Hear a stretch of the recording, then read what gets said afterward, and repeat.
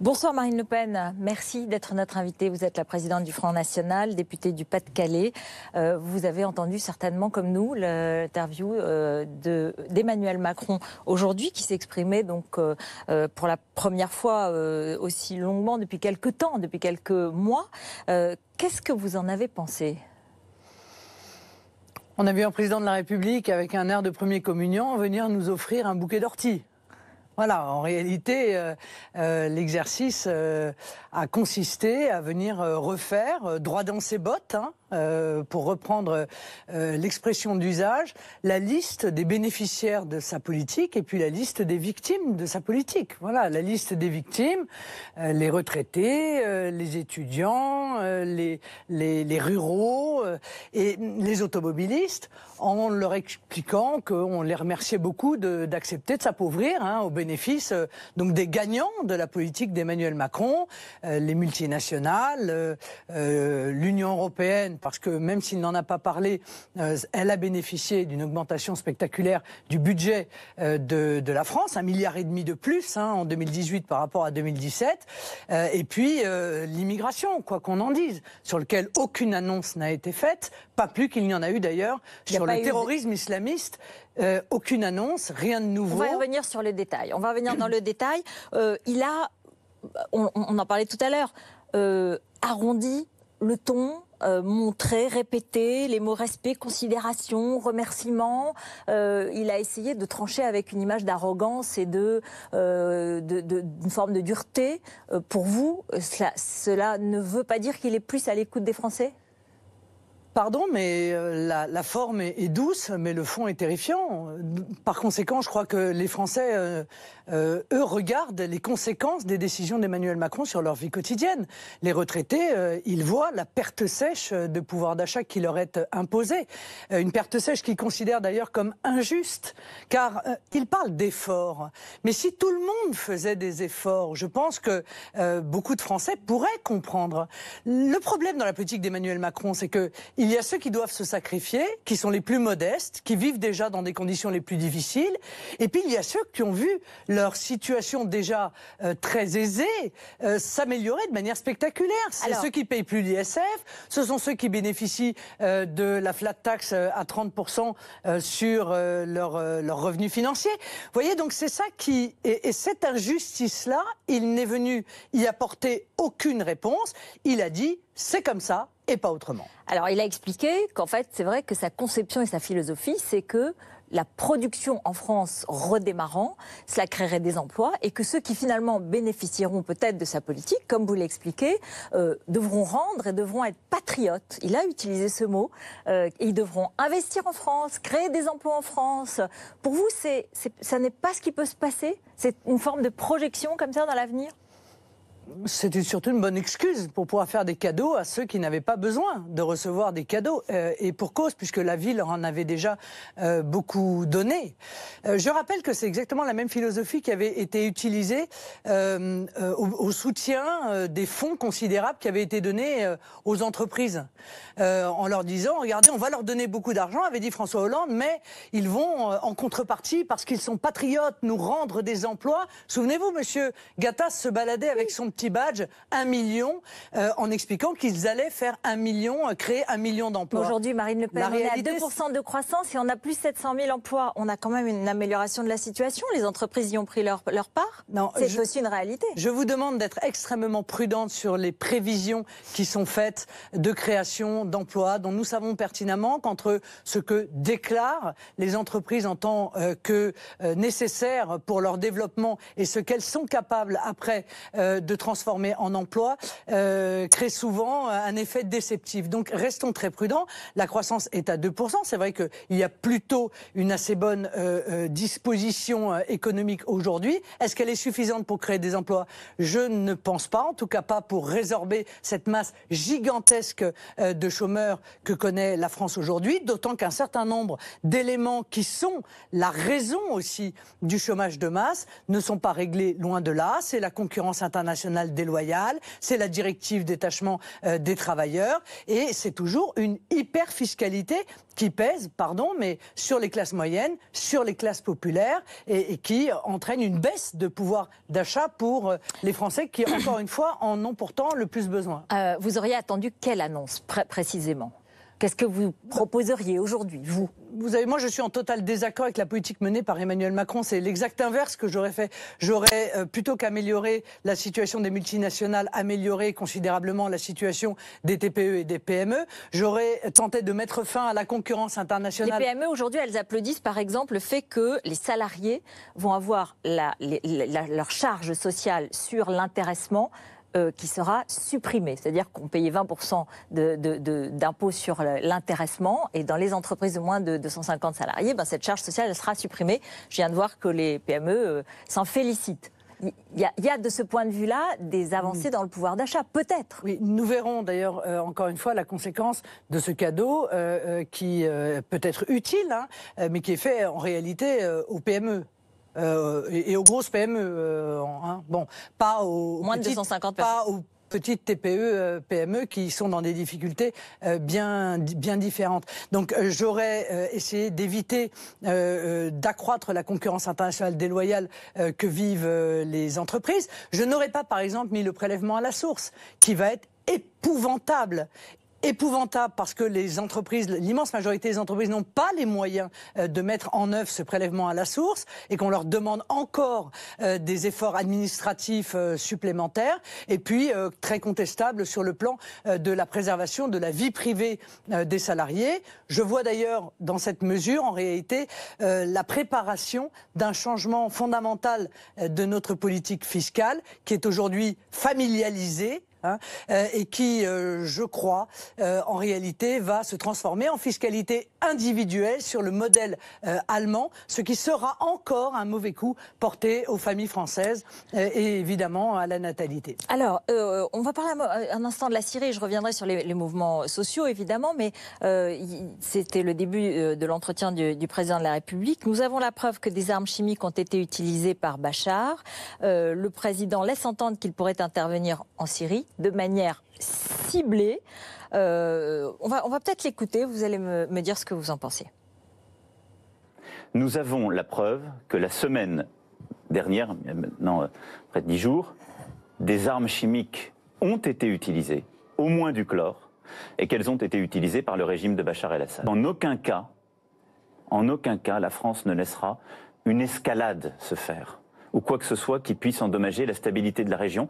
Mais on ne peut pas laisser aujourd'hui des régimes qui se croient tout permis, et en particulier le pire, en contravention du droit international, agir.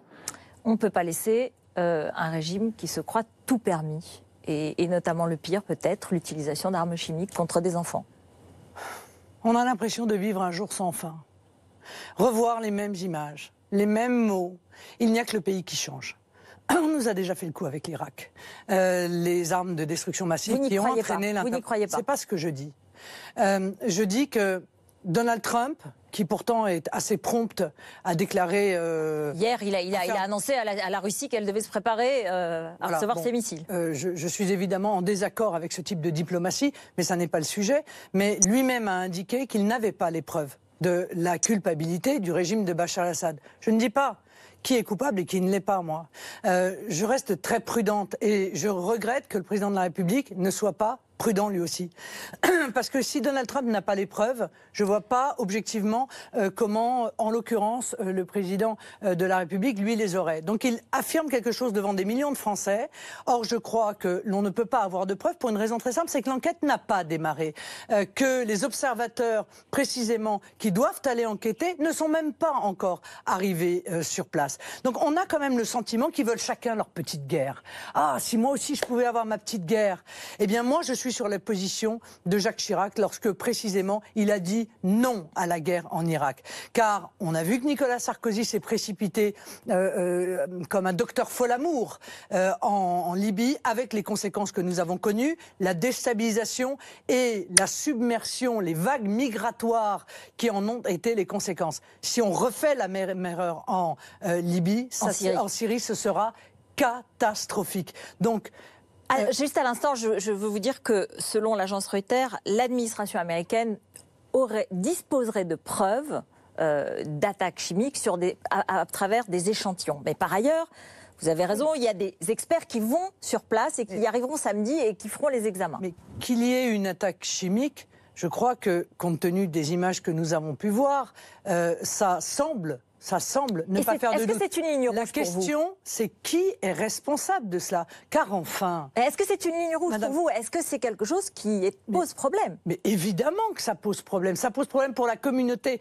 internationale tout entière. Mais la question, c'est qui est coupable? Car enfin, Madame Ekrève, il y a là-bas des fondamentalistes islamistes. Il y a des terroristes islamistes. Comment peut-on considérer qu'ils ne pourraient pas être responsables éventuellement de cela? Dans ce quartier, dans cette partie-là, c'est le régime qui bombarde. C'est le régime. C'est le régime de Bachar al-Assad. C'est le régime qui lutte contre les fondamentalistes islamistes.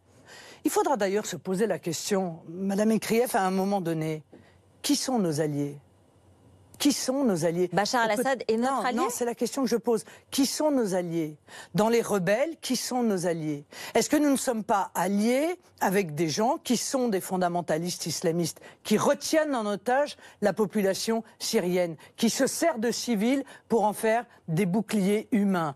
Qui sont-ils? Quels sont les groupes avec lesquels nous discutons? Nous voulons avoir les noms de ces groupements, les noms de leurs dirigeants. Parce que moi, je me souviens, il y a quelques mois, d'un gouvernement qui nous expliquait que Al-Nostra étaient des gens plutôt pas mal.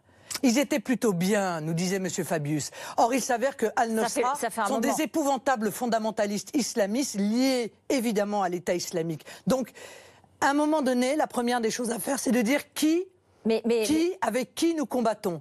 Qui sont nos alliés? Or, moi, je viens dire, mais c'est ma position, que nous devrions avoir, à l'égard de ceux qui luttent contre l'État islamique, ou en tout cas avec ceux qui luttent contre l'État islamique, des relations renforcées. Car le vrai danger pour la France, c'est l'État islamique. Donc, attendez, quels que soient les agissements de Bachar al-Assad contre son peuple, il faut le considérer comme un allié? Non, ça n'est pas ce que j'ai dit. Mais ces grandes phrases qui sont utilisées le sont en général au soutien de développements qui sont terrifiants. C'est les mêmes mots qui ont été utilisés pour intervenir en Libye. On a obtenu la chute de Kadhafi. Pour quel bénéfice pour la France? Puisque nous savons d'ores et déjà que ça a contribué à aggraver considérablement le risque terroriste sur notre pays. Voilà ce qui est dit. Voilà qui est dit pour la Syrie. Vous dites attention, pas de guerre, attention qu'on ne refasse pas ce scénario. Pardon, ce qui m'inquiète plus et ce qui fait ressembler beaucoup le scénario. C'est pas le même scénario puisque là, en l'occurrence, le président dit il faudra c'est seulement détruire les capacités chimiques et on n'attaque pas les alliés. Et on ne veut pas d'escalade. Et on n'attaque pas les alliés du régime de Bachar al-Assad. Ça n'est pas ce que j'ai entendu. Ah il l'a dit hier ça. Moi j'ai entendu sur TF1 le président de la République dire qu'il souhaitait en réalité le changement de régime. Ça veut dire qu'on fait exactement la même chose que ce qu'on a fait, encore une fois, en Libye.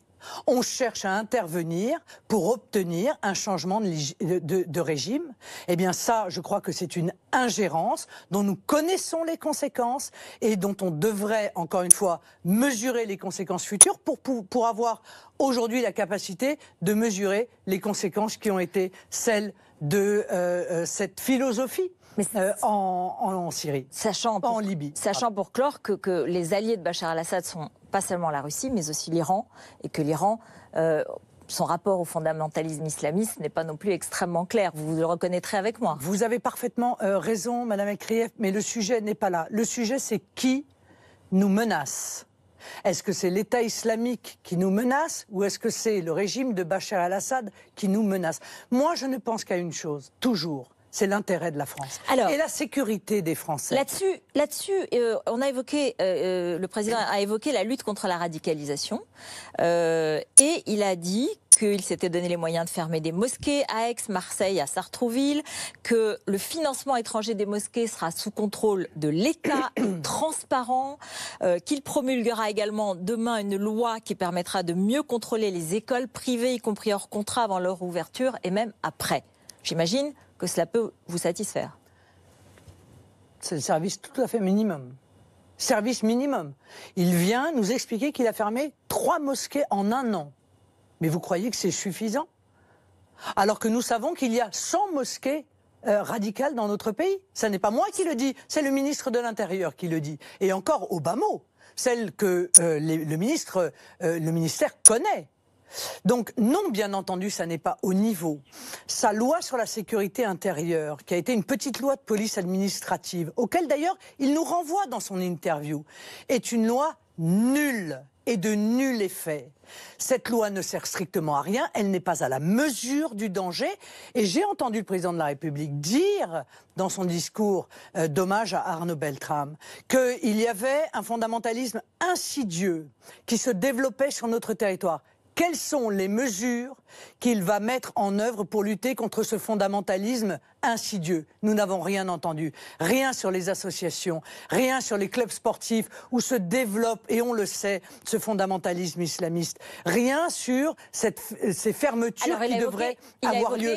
Rien sur l'expulsion des étrangers fichés S que l'on nous oblige à conserver sur le territoire alors qu'ils sont porteurs d'une menace très lourde pour la sécurité de nos compatriotes. Il a beaucoup parlé et aussi des mouvements sociaux, puisqu'ils sont là et qu'ils sont aujourd'hui importants et qu'ils gênent en l'occurrence les usagers pour la SNCF, et en même temps qu'il y a une inquiétude des cheminots qui s'expriment sur cette fameuse réforme de la SNCF. Nous irons jusqu'au bout, a-t-il dit.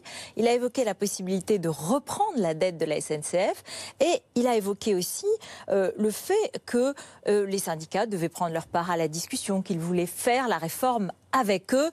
Une petite forme de mea culpa sur l'expression, parce qu'il y a eu une manière de présenter les cheminots comme des privilégiés avec laquelle il a voulu rompre aujourd'hui. Vous le reconnaissez ? Et pourquoi passer par les ordonnances alors? Si véritablement il veut le dialogue, s'il veut le débat, alors pourquoi passer par les ordonnances? Il évoque la dette, mais c'est un sujet fondamental. La dette, c'est même presque le sujet central. Et nous n'arrivons pas à avoir un élément précis. Le gouvernement ne sait pas s'il va la reprendre, combien il va reprendre, alors même que l'on sait pertinemment que la dette de la SNCF est une dette de l'État. Ne nous racontons pas d'histoire, c'est une dette de l'État. C'est une dette dont une partie a été cachée dans la SNCF pour pouvoir, à la fin des années 90, correspondre aux critères de Maastricht, et l'autre partie qui est la conséquence de la stratégie qu'a réclamée l'État. Et donc... c'est là où c'est très injuste. Elle sera partiellement reprise, dit le président. Mais vous, partiellement, c'est quoi? 10 euros? 1 milliard? 20 milliards? 45 milliards, c'est combien? Alors, partiellement.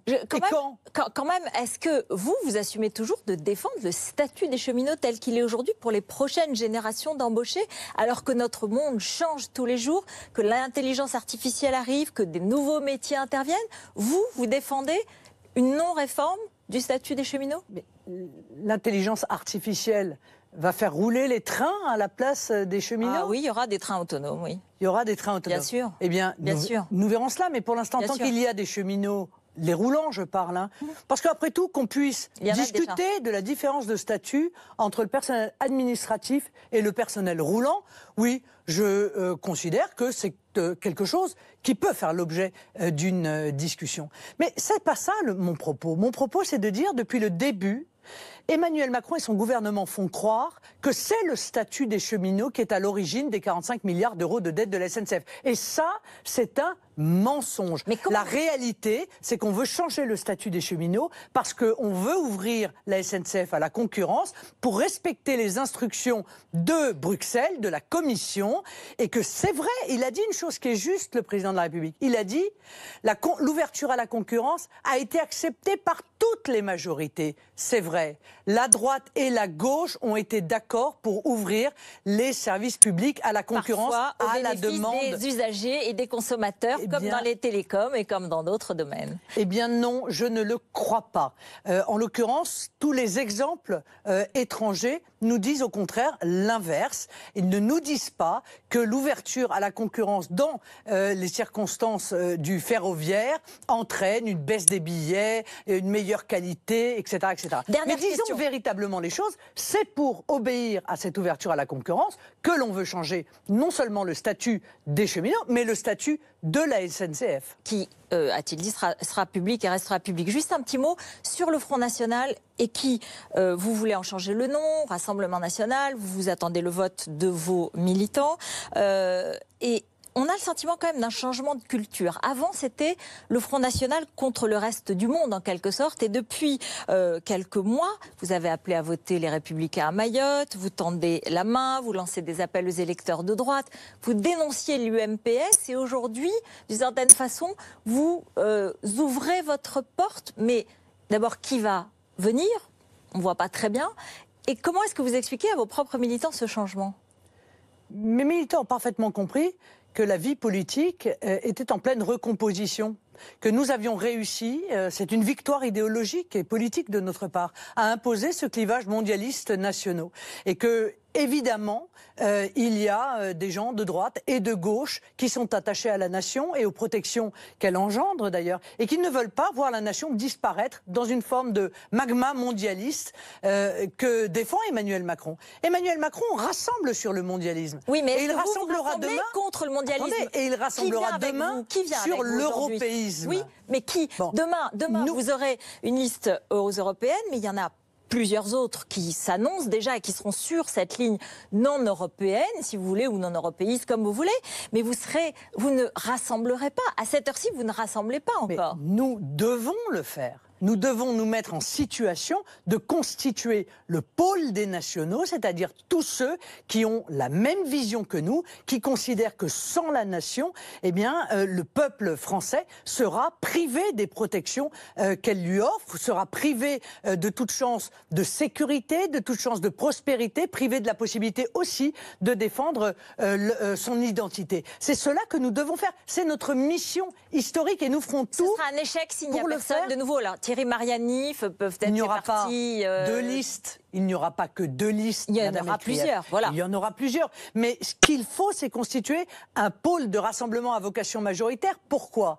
Parce que moi, je crois que les eurosceptiques peuvent constituer une majorité demain au sein du Parlement européen. Et ce sera une première historique, car jamais ça n'a été le cas. Non, je ne serai probablement pas tête de liste parce qu'on ne peut pas tout être. Qui alors? Qui alors? Mais je mènerai la campagne. Qui alors? Je mènerai la campagne avec non seulement la tête de liste, mais avec tous ceux qui soutiendront la liste aux européennes. Qui alors?